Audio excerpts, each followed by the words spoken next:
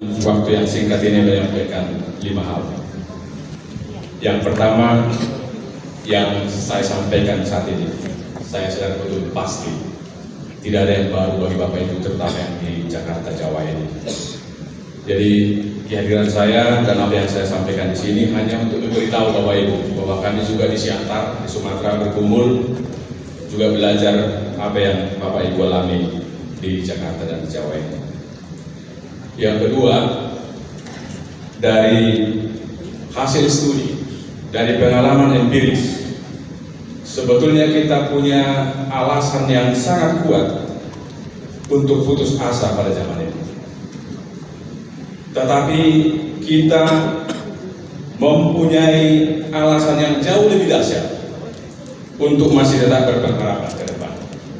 Dan itulah yang akan kita gumuli melalui nomor 3 sampai nomor 5. Nomor 3, Bapak Ibu, seperti di makalah yang sudah saya tuliskan di sini, di antara 10 ancaman terbesar dunia, kita sedikitnya di Indonesia mengalami ada 4 ancaman yang tergolong maha dahsyat pada saat ini.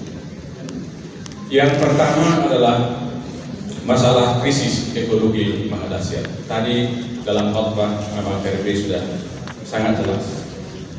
Dan bagaimana kita sebagai bangsa dalam kondisi seperti ini, termasuk gereja, dalam misinya bisa memberi perhatian yang sangat serius.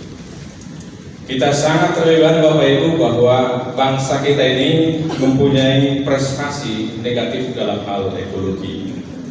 Ada sedikitnya 4 prestasi kita yang sangat menonjol di tingkat internasional. Yang pertama, Indonesia ini adalah juara 1 sedunia di mana laju penghancuran hutannya yang tercepat. Kemudian yang kedua, Indonesia ini adalah penghasil plastik terbesar kedua di dunia sesudah Cina. Dan yang ketiga, Indonesia ini adalah juara ketiga sedunia penghasil emisi yang mengakibatkan global warming. Dan yang keempat, Indonesia ini adalah juara keempat sedunia dalam penghancuran atau perusakan bumi ini. Prestasi kita di Indonesia ini tidak terlepas juga dari tanggung jawab kita sebagai gereja. Dan kalau tidak ada usaha yang sangat serius, kita sesungguhnya tidak sedang berada di persimpangan jalan memilih jalan kehidupan dan jalan kematian. Kita sudah jauh berada di jalan menuju kehancuran kalau tidak ada usaha-usaha yang sangat serius.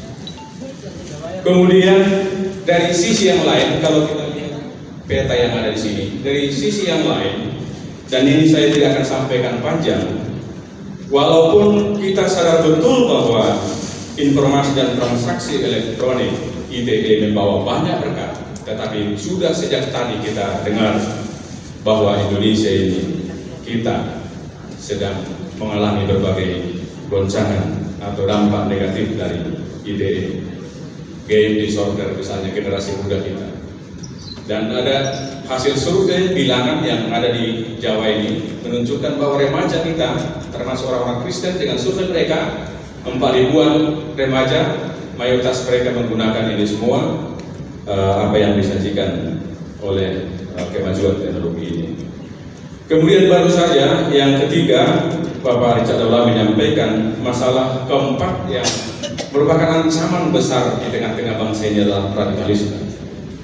Tapi Bapak Ibu, biarlah persoalan ancaman ini tidak hanya kita lihat dari luar sana, sebab sudah ada berbagai studi bahwa ternyata radikalisme ini sangat erat terkait dengan masalah kemiskinan. Ibu Risma, Wali Kota Surabaya, datang memberi kuliah umum ke kampus STT HKBP dengan jelas mengatakan bahwa ada warganya yang bergabung ke ISIS itu karena masalah kemiskinan. Oleh karena itu Bapak Ibu, misi gereja dan termasuk gereja Tuhan HKBP belum berhenti soal pengentasan kemiskinan ini. Dan salah satu cara yang bisa kita tempuh, kalau kita lihat daftar statistik di buku kita ini, buku panduan ini halaman 110 Bapak Ibu, Supaya sedikit ada cerminan bagi kita, Kristen dan HKBP, coba kita lihat perbandingan jumlah orang dengan jumlah rumah ibadah agama-agama di Indonesia ini. Di bagian bawah untuk saudara-saudara kita Muslim, 864 oranglah satu masjid rata-ratanya. Menyusul di bawahnya untuk gereja orang-orang Kristen, 274 orang untuk satu gereja. Hampir 4 kali lipat jumlah rata-rata gereja orang Kristen Islam. Bisakah ke masa depan tanpa mengabaikan kualitas dan kuantitas gereja-gereja kita? Sudah saatnya kita berhenti berorientasi pada pembangunan fisik gereja atas nama kesaksian kepada saudara-saudara kita. Karena apakah artinya konsentrasi terus dengan pembangunan gedung gereja baru kalau tidak disertai dengan kehidupan kita sebagai misi HKBP visi sebagai berkat bagi orang lain. Nah, ini persoalan yang ketiga, soal radikalisme. Dan yang terakhir, bagian yang ketiga ini ancaman yang sedang di hadapan mata kita sekarang adalah persoalan narkoba dan zat adiktif yang lain. Bapak Ibu, juga hasil studi menunjukkan bahwa untuk narkoba sekitar 47 triliun kerugian ekonomi ini per tahun. Ditambah dengan kerugian ekonomi karena rokok itu 478 triliun per tahun. Kita bisa bayangkan perpaduan kerugian ekonomi untuk narkoba dan rokok ini sudah lebih dari 500 triliun per tahun. Sekiranya uang ini dikelola oleh HKBP, PD Padua roda pola satu pusat ngasih sejahtera ya. Tak pola carota. Artinya dari sini ada satu hal yang sangat perlu kita cermati. Inilah 3 urutan pengeluaran rumah tangga di Indonesia, Bapak Ibu. Urutan yang pertama, belanja rumah tangga Indonesia itu membeli beras dan padi-padian. Menyusul yang kedua, belanja rumah tangga Indonesia untuk membeli rokok. Baru yang ketiga, urutan pengeluaran keluarga Indonesia untuk membeli lauk pauk. Artinya ini apa? Bapak Ibu saudara yang terkasih, bangsa ini jauh lebih boros untuk membelanjakan uangnya membeli penderitaan, membeli kematian, ketimbang membangun kehidupan. Ini makanya persoalan teologis, persoalan gereja. Bisakah tahun depan 2020 tidak ada satupun pendeta dan berhala yang rokok?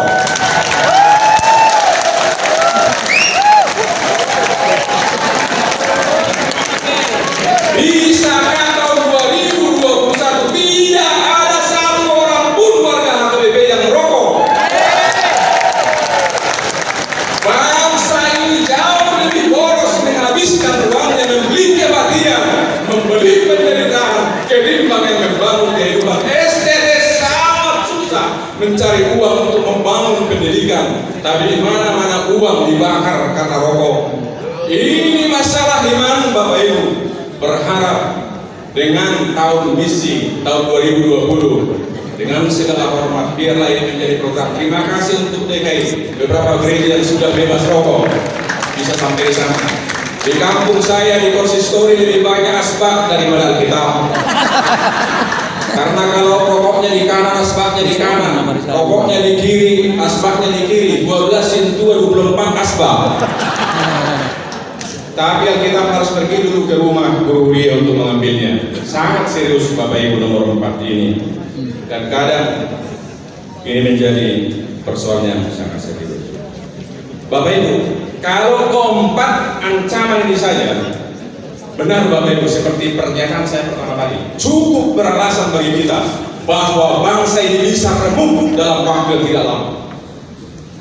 Seperti kertas ini, ancaman ekologi krisis dari satu sudut, ancaman media sosial dari satu sisi, ancaman kemudian dengan narkoba di satu segi yang lain, dan radikalisme di segi yang lain. Tidak lama kalau ini tidak ada usaha serius, bisa bangsa ini remuk dengan ancaman yang seperti ini.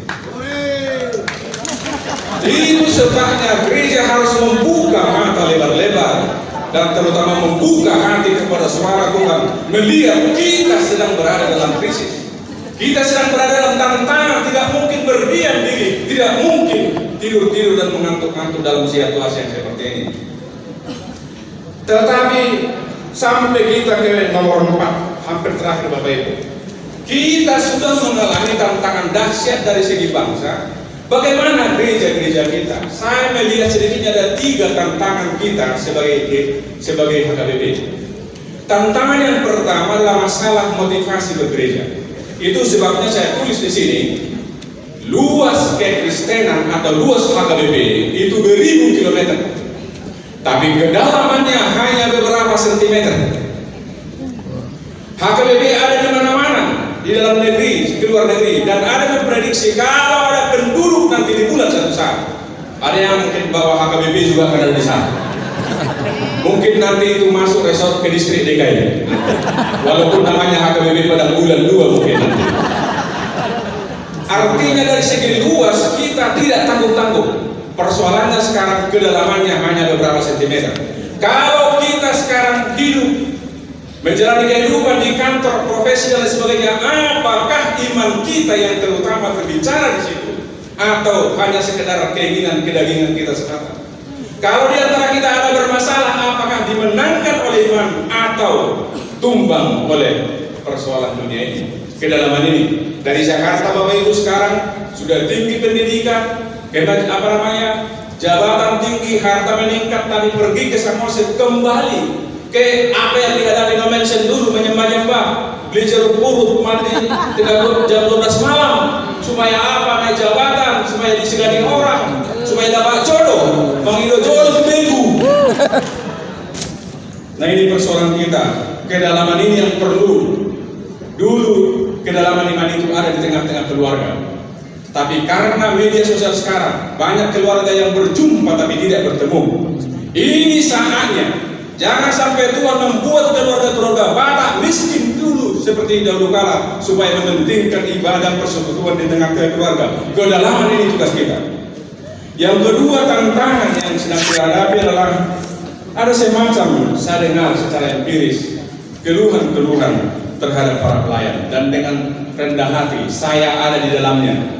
Dengan kerendahan hati sebagai salah seorang pendeta, dan saya berharap semua Bapak Ibu pendeta, mari di hadapan Tuhan dan di hadapan jemaat, memang ada sesuatu yang masih perlu kita kembangkan, perbaharui dalam kehidupan kita untuk bisa menjadi teladan dalam kata, pemikiran, dan kehidupan keseharian.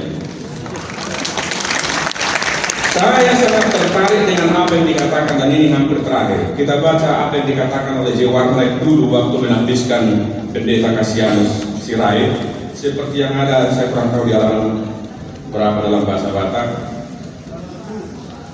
halaman 117 di bawah. Saya baca Bapak Ibu, ini bagian khotbah J. Warnley ketika menahbiskan pendeta, antara lain Cassianus Sirait. Hidup Tuhan Yesus nama tidak au tidak amai mulu tidak halak kita naik madapo Indonesia dan Kristus di para kita dohok pangalahota tutu dohok behita siapa rohani Tuhani ala ikut tarida deba rohani Kristus di para kita naik songga para ni Kristus hita di para moti pertidion ia soi magobodo para jamita otak. Kalimat yang terakhir ini, para kita ido hatorakan ni jadi tata hidup mapesia hatata.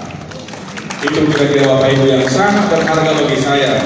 Terkadang bulu rumah saya Bapak Ibu berdiri ketika mendengar ungkapan Tuhan seperti ini.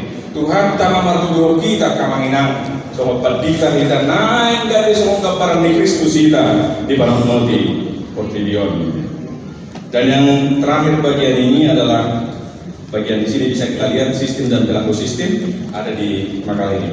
Terakhir sekali nomor 5, kembali ke pernyataan awal tadi. Ada alasan kita untuk putus asa pada zaman ini melihat tantangan yang begitu dahsyat.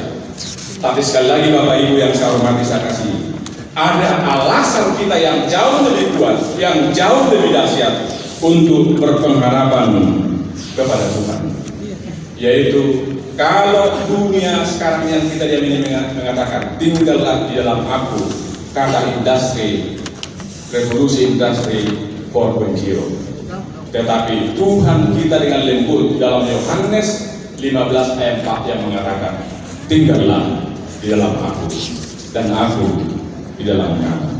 Hanya dengan tinggal di dalam Dia, perspektif kita berubah, gerak hidup kita berubah, dan HKBP akan berubah oleh kata Kristus. Terima kasih.